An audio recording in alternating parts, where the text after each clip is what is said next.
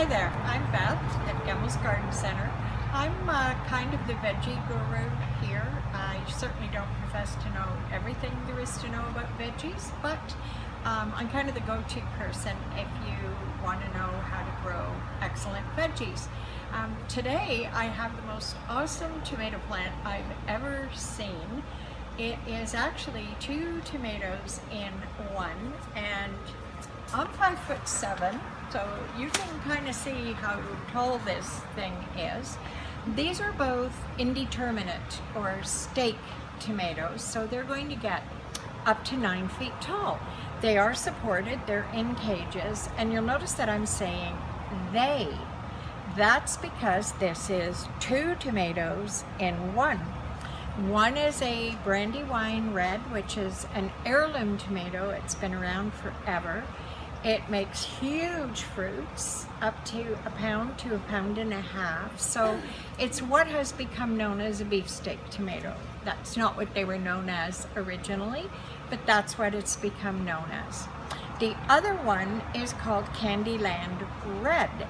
And Candyland Red is a very small cherry type tomato. In fact, it's probably one of the smallest cherry tomatoes on the market. And the reason it's called Candyland is because you can just pop one in your mouth. They're so sweet. So these 2 plants are both together in one, and they're normally $29.99 for a limited time. Here at Gemmell's, they're on for $19.99. And not only, as you can see, are they loaded with blossoms, but they also actually have tiny fruits on them too. So you won't have to wait too very long before you're picking your own tomatoes. Now, tomatoes are very heavy feeders. And if any of you have grown tomatoes before, you may have noticed on the end of your tomato, you sometimes get a black spot. That is called blossom end rot. And people think it's either because they've overwatered them or underwatered them. That has nothing to do with it. What it is your tomato is hungry. And there's a couple of ways, actually there's 3 ways to feed a tomato.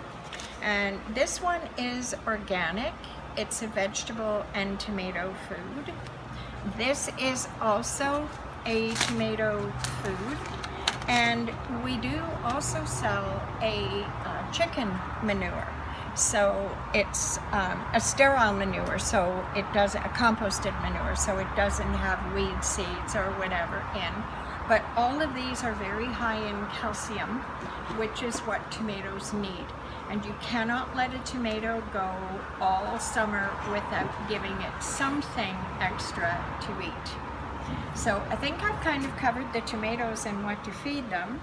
If you want to keep critters off your tomatoes, I mean, I don't know what you do about your husband, but insects and that kind of thing, you can do a companion planting.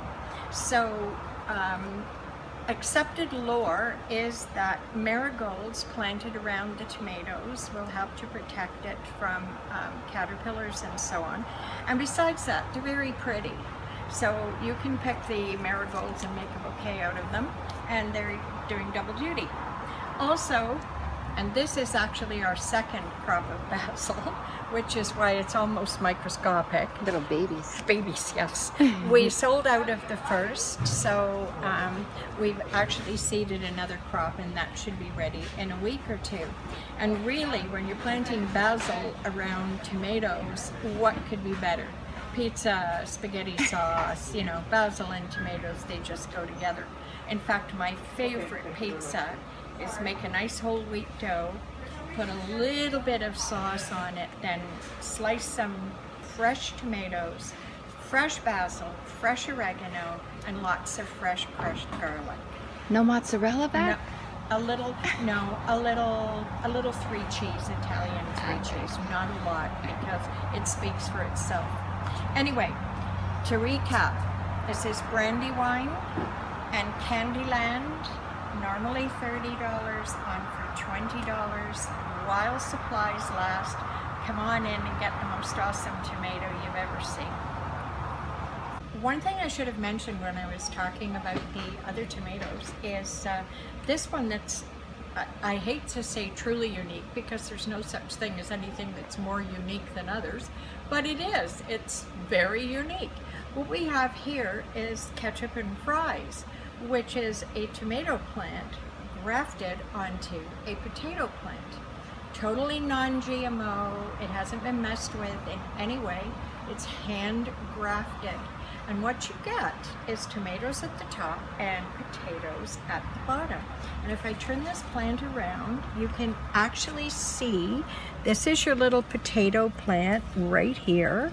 And there's potatoes under the soil there. And then up here, we have lovely little cherry tomatoes in clusters hanging on the outside of the plant, so they're very easy to harvest. When you get this plant home, you're going to plant it above the second set of leaves. So if there are no leaves at the bottom, but there's little nodes where the leaves used to be, count that as a set of leaves. And you're going to put it in a much larger pot, or you're only going to get 1 or 2 potatoes. So you're going to put it in a 15-gallon pot, or you can buy pots that are actually designed for potatoes.